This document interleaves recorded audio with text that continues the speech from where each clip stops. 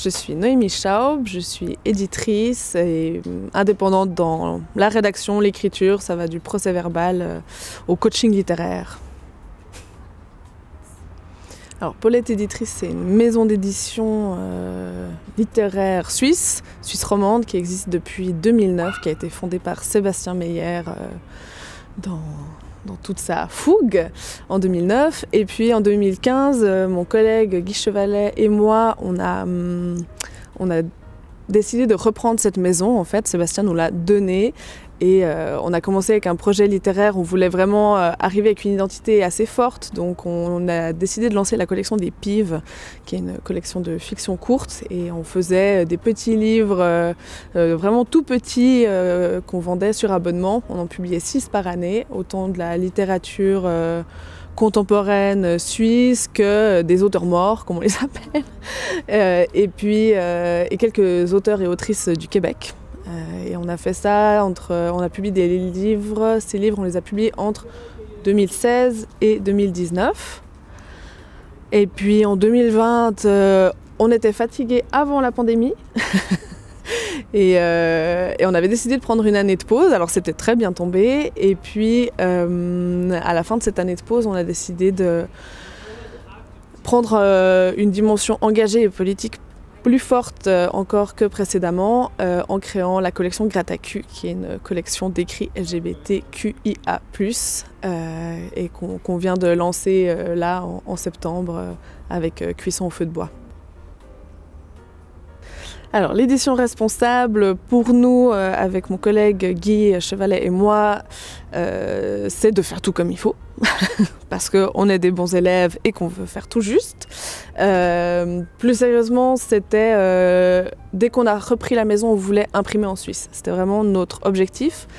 Et c'est pas facile d'imprimer en Suisse parce que c'est cher, et déjà que faire de l'édition c'est pas une opération super rentable. Si en plus on augmente les coûts de chaque livre en imprimant en Suisse, c'est pas facile. Mais ça nous tenait vraiment à cœur de créer ce réseau de compétences, voilà, imprimeurs, graphistes, auteurs, éditeurs en Suisse. Et c'est pour ça qu'on a créé dans un premier temps tout ce modèle d'abonnement pour pouvoir gérer les coûts au maximum, faire du circuit court, ne pas surtirer, ne rien jeter, etc. Donc c'est dans ce sens-là qu'on entend l'édition responsable. Et c'était aussi la réflexion que, en fait, l'édition, le problème c'est que c'est de la culture. Et avec la culture, on voit surtout le contenu. Donc l'éditeur n'est pas un producteur d'objets. L'éditeur, l'éditrice transmet du contenu. Mais en fait, ça a une matérialité. On peut pas la nier. Et donc nous, on voulait intégrer en fait toute cette réflexion sur qu'est-ce que l'objet livre, comment est-ce qu'il circule, où est-ce qu'il est produit dans notre travail de maison d'édition. Alors, Paulette Éditrice a 2 collections. D'abord la collection Pives, qui est la première collection qu'on a créée en 2016. Et donc c'était une collection de textes courts, percutants, mignons et chouettes. C'est comme ça qu'on les appelait. On avait envie de créer aussi un lectorat qui va vers de la nouveauté, parce que c'est vrai que c'est pas si évident, à part les grands titres qui sortent, qui sont surmédiatisés. Voilà, les gens osent moins aller vers la nouveauté, et on s'est dit si c'est des petits livres on se dit, enfin c'est moins menaçant quoi quelque part. Donc c'est pour ça qu'on est parti sur cette idée de petits livres, et aussi pour une raison très pragmatique, qui est que pour nous, faire de l'édition, c'est travailler sur le texte. Et comme j'ai dit, faire de l'édition n'est pas une opération rentable, donc il faut qu'on travaille à côté. Et donc, si on veut pouvoir consacrer du temps sur le texte, si c'est un texte qui fait 500 pages, ça va pas être possible. Donc c'est aussi pour ça qu'on a fait cette collection-là, avec des textes très courts, qu'on pouvait donc pousser jusqu'au bout, vraiment travailler en profondeur. Donc voilà, ça c'était la collection Les Pives. Et puis le terme pive, on avait envie que voilà, ce soit un terme dont les gens se souviennent, que ça devienne vraiment le nom de l'objet, quoi. Ah, c'est une pive, t'as vu la pive, etc. Et donc pive, c'est un terme suisse, local, et puis en même temps très organique. Enfin, sur notre site, on dit que les pives, c'est joli pour décorer sur la cheminée, mais que ça se met aussi bien dans le feu pour brûler. Et là, du coup, la collection Grattacube, avec le titre, on reste dans ce champ lexical organique, helvétique, on va dire. Et puis, bon, c'est vrai que voilà, le nom est rigolo. Là aussi, on s'est dit, les gens vont s'en souvenir. Et voilà, Gay Grattacu, là, c'est une collection d'écrits LGBTQIA+. Et là, il n'y a plus du tout la contrainte du format. Ça se fait vraiment projet par projet. Il y aura des petits livres, des grands livres. C'est plus le fond qui prime. Là, c'est le thème qui prime plutôt que Dans les pives, c'est le format qui compte. Dans les Grattacus, c'est les thèmes. Et en l'occurrence, ben voilà, les thèmes liés aux enjeux LGBTQIA+, que ce soit par une approche littéraire ou plus politique, frontale, des essais. Voilà, on ne sait pas encore ce que l'avenir nous réserve comme surprise. Alors, choisir un texte, il n'y a pas de règle parce que l'histoire liée au projet est différente pour chaque projet et ça commence toujours par une rencontre. Il y a des gens des auteurs, des autrices qu'on est allés chercher parce qu'on connaissait leur travail par ailleurs et on leur a dit est-ce que vous n'auriez pas un texte qui irait bien dans nos collections? On a aussi des gens qu'on ne connaissait pas du tout qui nous ont soumis leur texte et puis c'est vraiment paf le texte qui nous a marqué et où on se dit il faut que d'autres gens que nous le lisent. Donc il y a à peu près autant de méthodes de sélection d'un texte que de textes. Qu'est-ce qui me passionne le plus dans mon métier?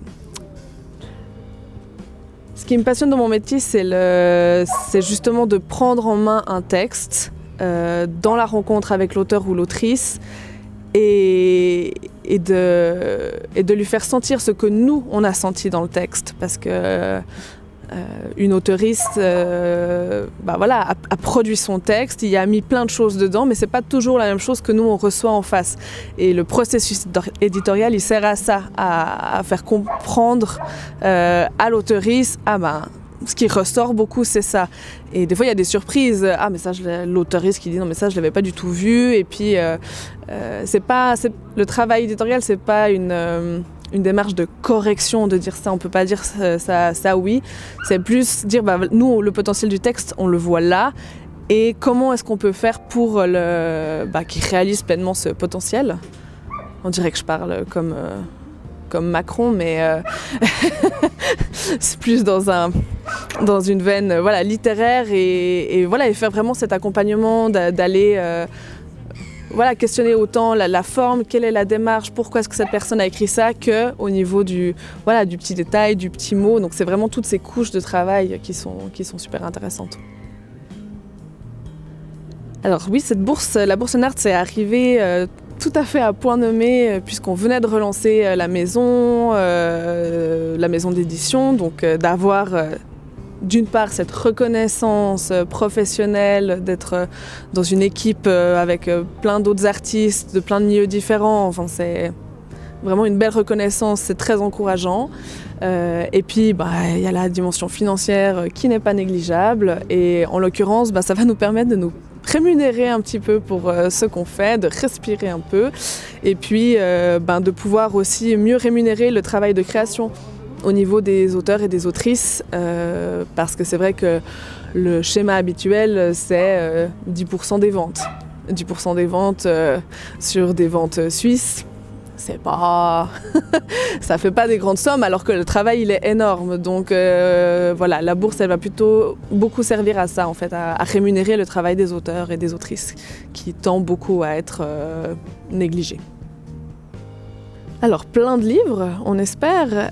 Pour l'instant, il y a des choses qui sont en travail, dans des étapes très préliminaires encore. Mais on a le deuxième titre de la collection Grattacu qui va sortir en début d'année prochaine, qui s'appelle Quelques fleurs, Some Flowers, qui est un recueil de poésie bilingue, français-anglais, et qui parle de lutte. Voilà. Alors renommer le titre que j'ai choisi, c'est compliqué parce que son titre est vraiment génial et que moi c'est clairement en voyant son titre en librairie que je me suis dit mais qu'est-ce que c'est et comment ça se retrouve là, voilà, tout de suite, autant en tant que lectrice qu'en tant qu'éditrice, voilà, moi imaginer sortir un livre avec ce titre-là, je trouve ça très très audacieux. Et le titre en l'occurrence est une citation du livre, donc moi je vois pas d'autre titre. Et j'espère que les gens qui le découvriront comprendront et seront d'accord. C'était un grand moment de lecture, voilà, parce que je l'ai acheté, comme j'ai dit, juste pour le titre, et puis après je suis allée me poser et je l'ai lu d'une traite, et puis la force en fait évocatrice de ce texte, c'est renversant ce qui est raconté là-dedans, et aussi le travail de traduction qui est admirable, et donc oui, pour moi c'est vraiment une lecture qui m'a fait beaucoup de bien. C'est une lecture très décomplexante et très vivifiante. Alors en fait, c'est un livre qui n'a pas été écrit pour la publication. C'est une lettre d'une femme à son amant. Voilà, c'est une lettre d'amour, une lettre politique, une lettre érotique. Voilà, c'est tout ce que je peux dire. Eh ben, c'est pas pour me la péter, mais j'en ai déjà pas mal, parce que j'ai la chance d'avoir 2 frères qui sont artistes, qui font du dessin, donc j'ai déjà ça, et puis je suis très fière de les avoir dans mon salon, donc voilà, je n'inviterai pas d'autres personnes dans mon salon. Alors je suis une maison d'édition, mais une maison d'édition suisse romande, donc si j'étais une maison d'édition américaine, j'adorerais publier une autrice qui s'appelle Roxane Gay, qui publie autant des essais plutôt sur le féminisme que des petites, des nouvelles et des romans. Elle a une force de narration tellement incroyable, chacun de ses livres m'a soufflé. Donc je pense que j'aurais très peur de travailler avec elle, mais ça m'inspirerait beaucoup. Alors le bonheur à Genève, je peux pas nier, j'espère beaucoup. Après j'imagine que ça dépend qui on est à Genève pour que ça fonctionne. Et moi personnellement, la ville où j'irais chercher le bonheur, c'est Montréal. Si j'avais 2 vies, je pense que j'en consacrerais une à aller vivre à Montréal.